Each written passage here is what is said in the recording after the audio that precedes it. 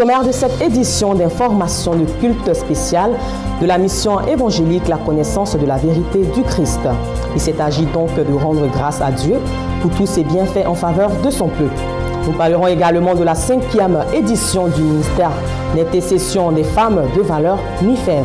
Depuis le centre Réma de Yopougon, les femmes s'engagent à soutenir en prière les foyers traversant des situations difficiles. Enfin, nous parlerons de sécurité avec au menu le dialogue civilo-militaire au centre d'un forum tenu à Daloa dans le Haut-Sassandra. Ce sont là les grandes lignes de ce journal, mesdames et messieurs. Bienvenue sur Béni TV, la première chaîne chrétienne panafricaine. La 5e édition du MIFEV a tenu toutes ses promesses ce week-end dernier au centre Réma 6 dans la commune de Yopougon. C'est une plateforme d'échange et de prière, d'intercession des femmes de valeur en faveur des foyers traversant des situations difficiles. Et à cet effet, l'oratrice du jour, le pasteur Quadio, dans son message a exhorté les femmes à demeurer des femmes vertueuses. Le commentaire de Nadine Kofi. Rien ne peut empêcher les femmes de valeur de se réunir pour la gloire de Dieu, surtout pas la pluie. Ce samedi 25 août 2018, les femmes du MIFEV, ministère d'intercession des femmes de valeur, ont exprimé leur attachement à l'Éternel Dieu lors de la 5e édition de leur rassemblement qui s'est déroulé une fois de plus au centre Réma d'Abidjan, Yopougon. Comme à l'accoutumée, l'adoration et la louange ont occupé une place importante au cours de ce programme.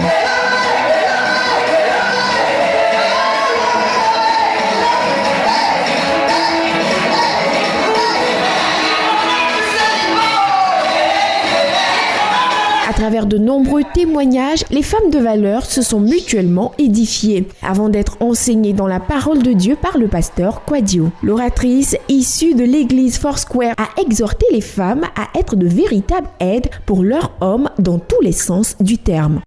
La Bible dit que tu es une aide. Quand Dieu t'a fait, il ne t'a pas fait. Il t'a fait une fonction. Je sais pas si quelqu'un me comprend. Une aide. C'est-à-dire, toi tu es là pour aider. Quand on parle d'aide, c'est que la personne qui est là qu'on vient aider ne peut pas. C'est pour ça que toi tu viens. C'est là que comme nous ne savons pas cela, on ne sait pas comment marcher. Nous sommes les filles de l'Éternel. Notre Père, notre Dieu, c'est le Dieu tout-puissant. Il est l'alpha et l'oméga.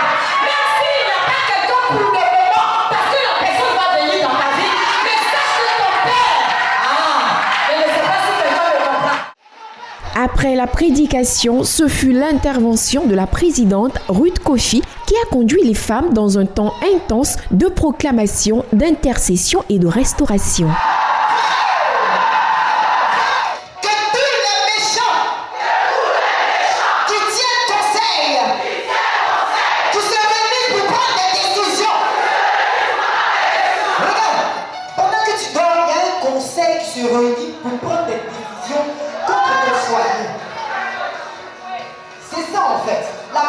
Pendant la nuit, l'ennemi vient et puis il sème l'ivraie. C'est pourquoi on parle de la femme vertueuse qui se lève pendant la nuit. Les gens se réunissent contre ton foyer, prennent des décisions. On décide que celle-là, elle n'est pas bonne pour cet homme, on doit l'enlever de ce foyer. On décide que celle-là, plus jamais elle ne va se marier. On décide que celle-là, sa vie va aller comme ça de garçon en garçon. On la prend, on la laisse, on la prend, on la laisse. Il y a des réunions qui se passent contre ta vie.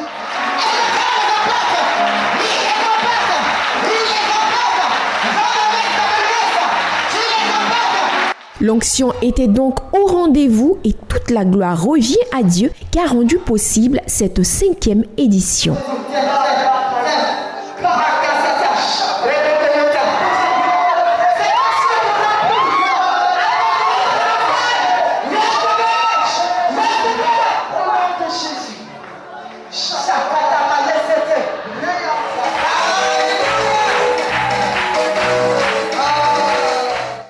Ce dimanche dernier fut marqué par la 4e édition du culte d'action de grâce, initié par la mission évangélique La connaissance de la vérité du Christ. Et cette cérémonie qui a été célébrée avec faste a été un moment spécial de reconnaissance et de remerciement au Seigneur Jésus-Christ de Nazareth pour tous ses bienfaits. Nadine Kofi.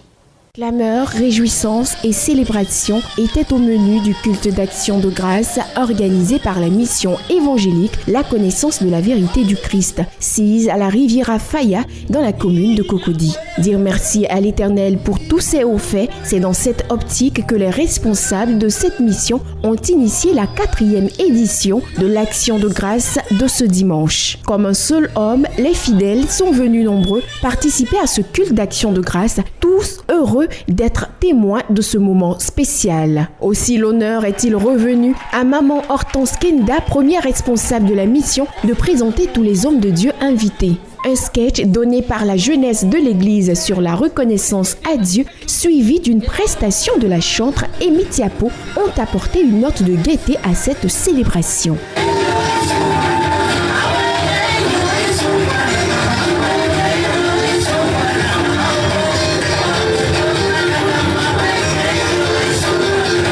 Puis l'orateur du jour, le pasteur Élisée Touré, est monté au pupitre afin d'enseigner le peuple de Dieu sur le thème choisi pour cette 4e édition, « Comment rendrai-je à l'Éternel tous ses bienfaits envers moi ?» Mais quand quelqu'un te dit merci, tu es d'abord comblé. Et tu vois en lui un homme reconnaissant, une femme reconnaissante. Et je veux compter sur toi ce matin. Amen. Est-ce que tu es d'accord avec moi? Pour que nous soyons reconnaissants envers celui qui nous a créés et qui nous donne toujours son amour. La première responsable de la mission, Maman Hortense Kenda, a exprimé toute sa gratitude à Dieu qui a rendu toutes choses possibles. C'est la 4e édition de notre culte d'action de grâce. Et ce culte d'action de grâce est organisé chaque dernier dimanche du mois d'août pour dire merci à Dieu pour tout ce qu'il a accompli dans la vie de nos enfants durant l'année scolaire. Puisque bien avant la rentrée scolaire, nous avons la retraite spirituelle avant la rentrée pour confier l'étude de nos enfants, la protection de nos enfants au Seigneur. Et dans le mois d'août, voyant tous les résultats, nous venons leur dire merci à Dieu pour tous ces grands bienfaits dans la vie de nos enfants. Et c'est ouvert aussi pour toute personne qui veut manifester sa reconnaissance à l'endroit de son Dieu, de venir ce jour-là. À en croire les réactions du peuple de Dieu, ce culte d'action de grâce organisé par la mission évangélique La Connaissance de la Vérité du Christ a tenu toutes ses promesses de réjouissance, mais surtout de communion fraternelle. Cap à présent au Sud-Alois pour la pose de la première pierre du camp de prière de la mission évangélique Les Filles de Sarah. De la banalité à la spiritualité, extrait du livre de Genèse 28, verset 10. Telle a été la thématique autour de laquelle s'est déroulée la cérémonie de pose de la première pierre du camp de prière de la mission évangélique Les Filles de Sarah. Et cette cérémonie, marquée par la présence des autorités administratives et villageoises, a eu lieu dans le village de Badaguié, sous-préfecture de Daloa, dans la région du Haut-Sassandra. Jean-Cyril Djebi.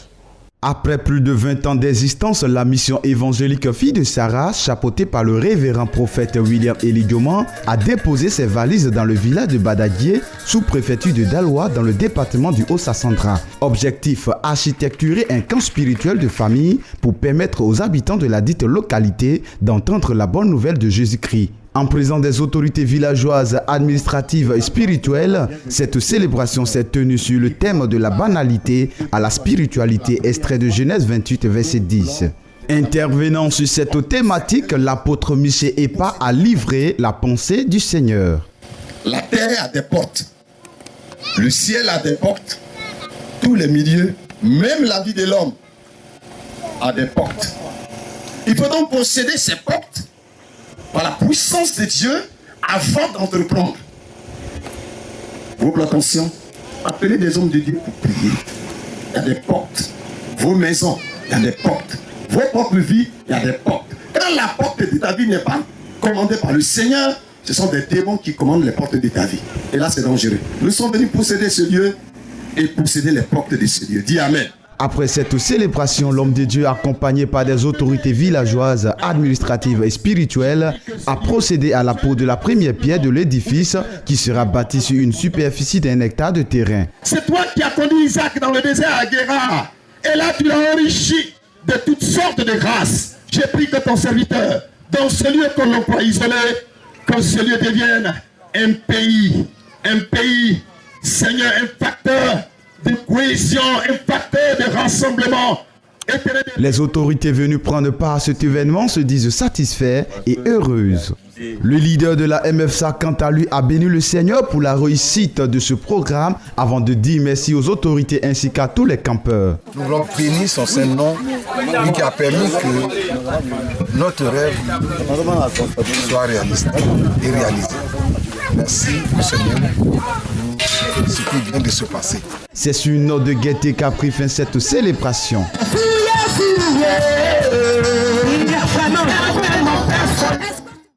À Tanquessé, les fidèles chrétiens de la paroisse catholique Immaculée Conception ont enregistré l'arrivée d'une nouvelle chorale baptisée Saint-Louis qui aura pour objectif d'évangéliser à travers ses chants pour le salut des âmes. Anissé Quadio pour son compte rendu.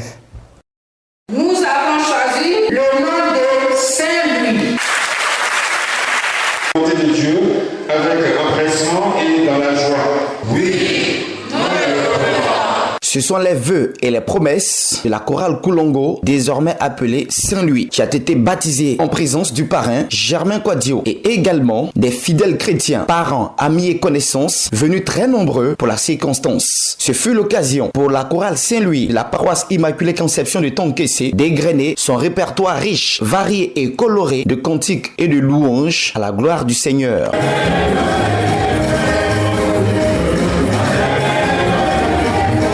Cette chorale a un objectif, évangéliser à travers la chanson. C'est ce que nous dit Madame Kwaku Adjafojo. Nous voulons, par nos voix, convertir ceux qui ne connaissent pas Dieu, à travers nos voix, qu'ils connaissent Dieu, qu'ils viennent avec nous pour louer le Seigneur. Parce que chanter, c'est prier 2 fois. Leur conseiller, Kwabena Manzan, attend beaucoup de ses protégés. Continuer toujours dans cette lancée-là jusqu'à éternité. Impacter notre société, l'église catholique, toutes les chorales à Tanquessé. Pour le parrain Germain Quadio, cadre du village, honorable député suppléant, dont la chorale porte le nom de son défunt père, attend de ses filleuls de l'engagement pour que le nom du Seigneur soit glorifié. J'attends qu'il y ait l'entente, la solidarité et puis qu'ils chantent à la gloire de Dieu. Je voudrais qu'ils intensifient les louanges pour que ça touche de cœur, que les gens viennent pour rendre gloire à Dieu. Le premier responsable de la paroisse Immaculée Conception de Tanquessé, Honoré Hilaire Nizion, attend beaucoup de la chorale Saint-Louis. Aider la communauté à prier, d'aider la communauté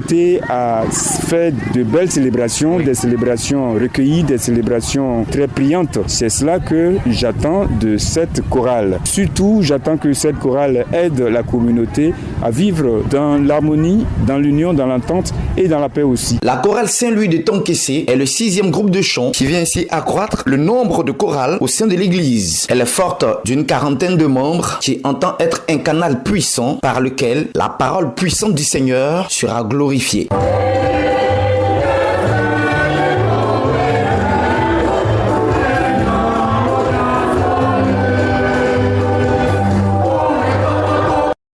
Comme annoncé dans les titres en société, c'est un don d'une dizaine d'ordinateurs qui a été fait récemment par l'ambassade d'Israël en Côte d'Ivoire à l'UNJCI, l'Union nationale des journalistes de Côte d'Ivoire, à la maison de la presse d'Abidjan. À cet effet, le diplomate israélien a donc demandé aux hommes de médias d'être de véritables outils de la démocratie. Jean-Cyril Djebi. Ouvrant la cérémonie en présence d'Anoman Kanye, le représentant du ministre de la Communication et des Médias, le président du conseil de gestion Boga Sivori, a dit sa joie d'accueillir l'ambassadeur d'Israël qui n'est pas étranger à la maison de la presse d'Abidjan.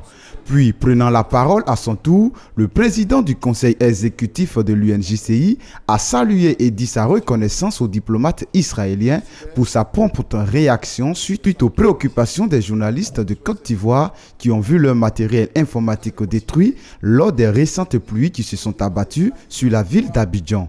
Il a par ailleurs promis que les journalistes feraient un bon usage de la dizaine d'ordinateurs reçus avant de faire un plaidoyer pour une visite des journalistes en Israël. Un ordinateur pour un journaliste est un outil de travail très important, vous le savez très bien. Et donc nous remercions l'ambassadeur d'Israël pour ce don très important. Nous nous engageons à en faire bon usage. Dans une brève intervention avant la remise du matériel informatique, l'ambassadeur Eli Bentura s'est dit heureux d'apporter cette contribution à la maison de la presse d'Abidjan, les hommes de médias à être de véritables outils de la démocratie pour le bonheur de toute la nation. Cette journée est pour nous celle de la consécration de la démocratie. Et les médias sont présentés de nos jours comme le quatrième pouvoir avec des rôles variés. Relais d'information, la sensibilisation des populations sur les sujets pertinents autour du monde. Il revient également aux médias la tâche de dénoncer les malfaiteurs, de véhiculer les valeurs démocratiques et de protéger les couches sociales qui sont les plus vulnérables. Notons qu'il y a quelques jours, la maison de la presse d'Abidjan avait bénéficié d'un don similaire de la part de l'ambassade de Chine, suite à des démarches entreprises par le président de l'UNJCI, Moussa Traoré. Sensibiliser donc le producteur de la noix de cajou dans le département de Bondoukou à produire la qualité, tel est l'objectif de l'Agence nationale d'appui au développement rural ANADER, qui a organisé donc une journée de sensibilisation et de formation des producteurs sur la qualité de la noix de cajou. Anissé Kouadio était témoin pour Béni TV.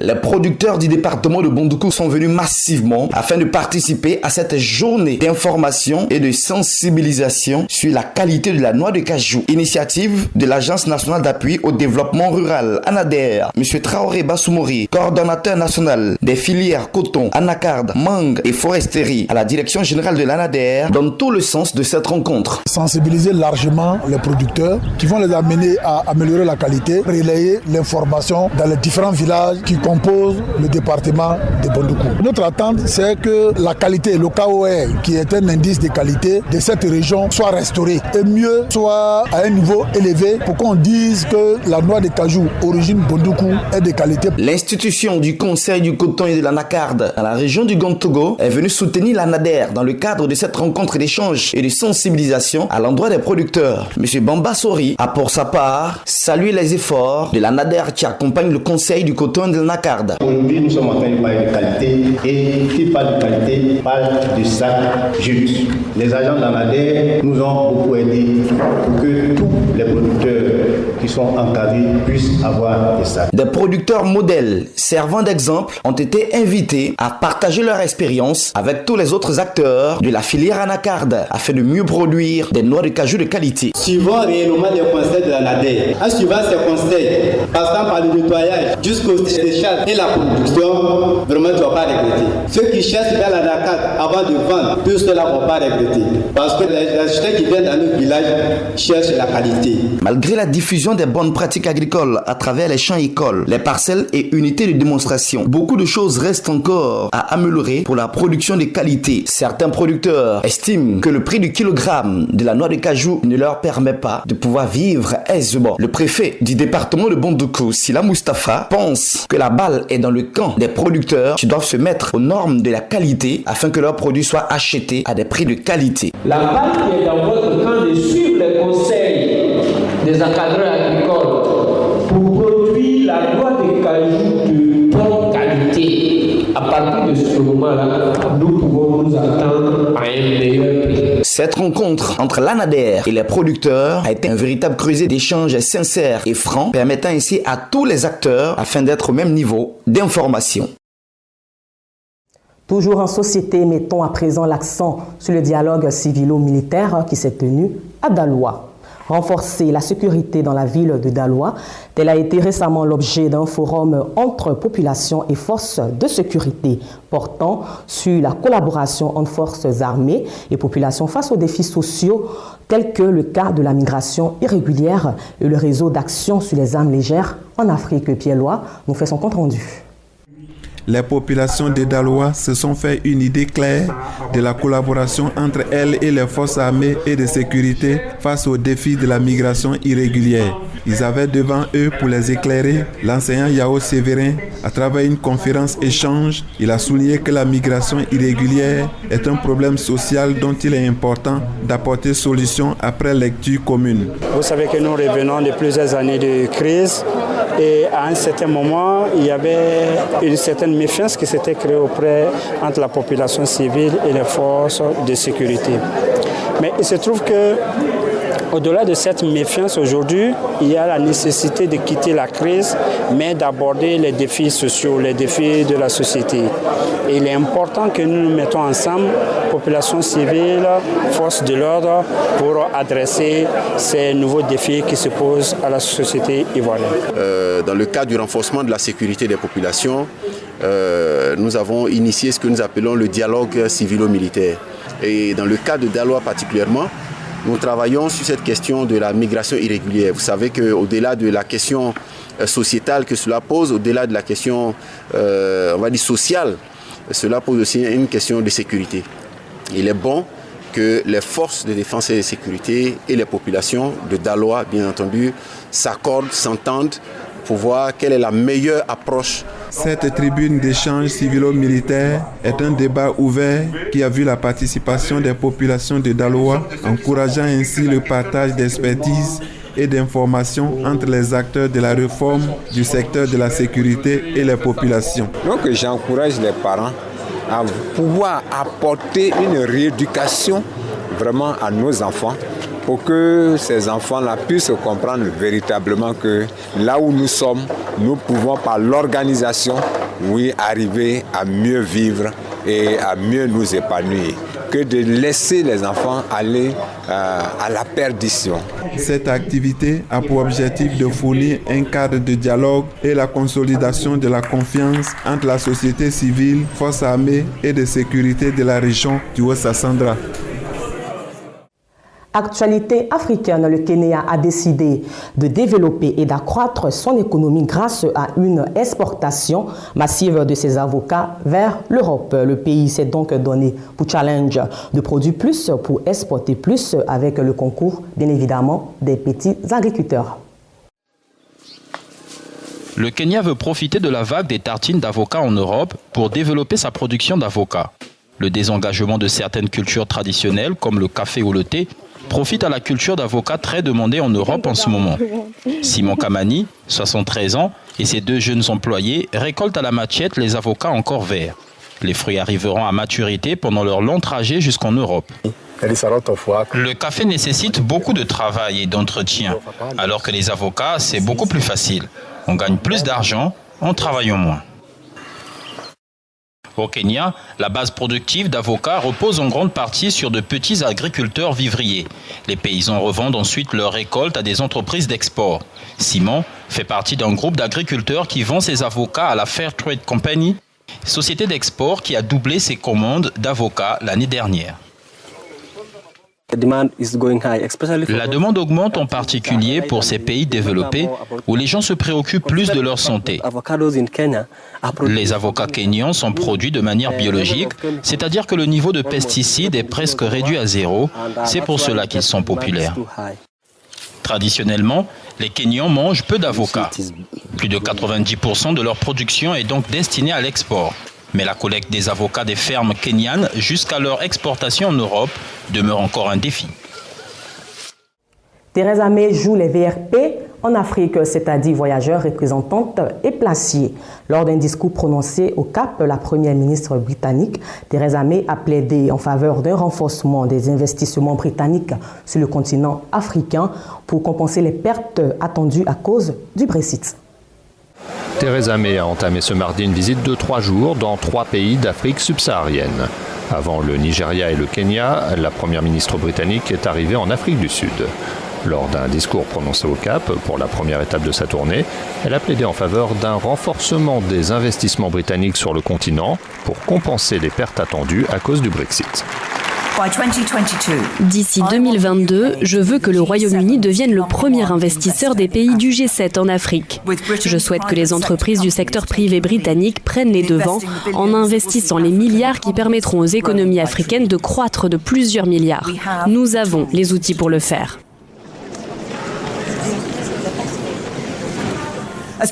En tant que première ministre d'une nation commerçante dont le succès dépend des marchés globaux, je veux voir des économies africaines fortes avec lesquelles les Britanniques peuvent faire des affaires de façon libre et équitable.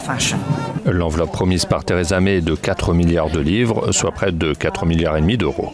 Elle ambitionne de décrocher des accords commerciaux censés se substituer à ceux de Bruxelles, mais elle reconnaît que son pays n'a pas les moyens de concurrencer la Chine, devenue et de loin le premier investisseur en Afrique. L'État frontalier de Roraima, dans le nord du Brésil, est devenu la terre des îles de prédilection pour les femmes enceintes. Un choix délicat, mais une évidence pour la future maman de 19 ans qui tenait à offrir de meilleures conditions de vie à son enfant en fuyant la crise politique et économique au Venezuela. Comme de nombreuses Vénézuéliennes, Angie a choisi de quitter son pays pour le Brésil. L'État frontalier de Roraima dans le nord est devenu la terre d'exil de prédilection. Un choix délicat mais une évidence pour cette future maman de 19 ans qui tenait à offrir de meilleures conditions de vie à son enfant en fuyant la crise politique et économique au Venezuela.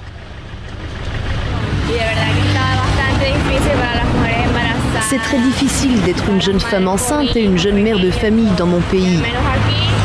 Au moins, ici, je travaille en nettoyant les voitures. Je dois me battre pour ma fille. Dans cette maternité publique de Boavista, les accouchements de migrantes vénézuéliennes ont doublé entre 2016 et 2017. 566 enfants y sont nés l'an passé, un chiffre déjà dépassé pour 2018. Ici, vous avez à manger, le système éducatif fonctionne. Cela peut être un bon départ en tant que maman. J'ai décidé de partir à cause du manque de nourriture. Il n'y a pas de travail là-bas. Je n'avais rien pour m'occuper de mon bébé.